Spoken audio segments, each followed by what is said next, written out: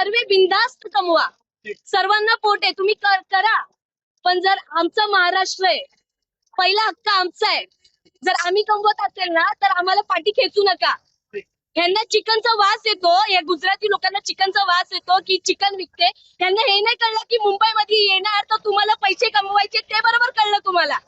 हा, हे कळलं तुम्हाला बरोबर. नमस्कार मित्रांनो, बघितलं का व्हिडिओ?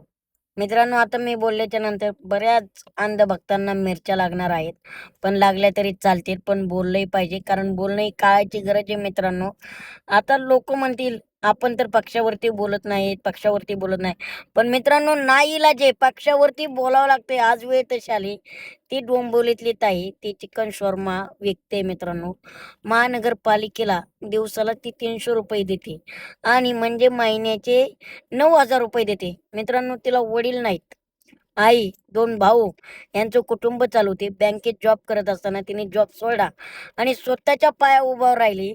तर काही गुजराती लोकांना तिच्या धंद्याचा त्रास होतोय. तिथं वडापाव, दुसरे चिकन शॉर्मा विकणारे लोक पण तिथंच आहेत, पण त्या ताईचा तिला त्रास होतोय.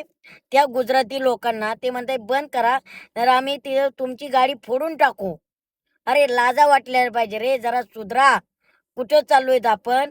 आज मी तुम्हाला पहिल्या दिवशीच म्हणलं होतं, मराठी माणसाची मुंबई हरवली तर अंधभक्तांना राग आला. अंधभक्त म्हणले बुडाला आग लागली का?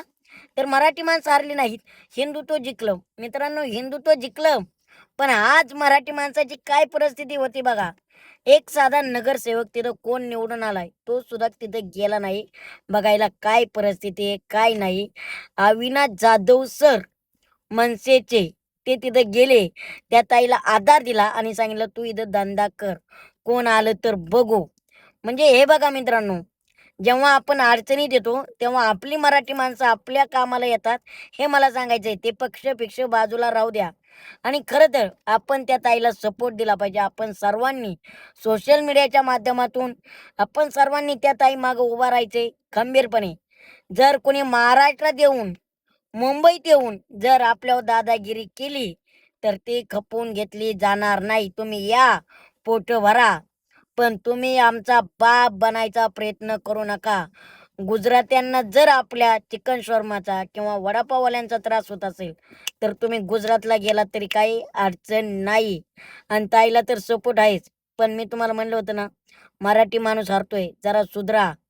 मराठी माणूस आज मराठी माणसाच्या मागं उभा राहतोय. तुम्ही सर्वांनी उभा राहा आणि ताई तुझ्या कर्तृत्वाला, तुझ्या धाडसाला सलाम.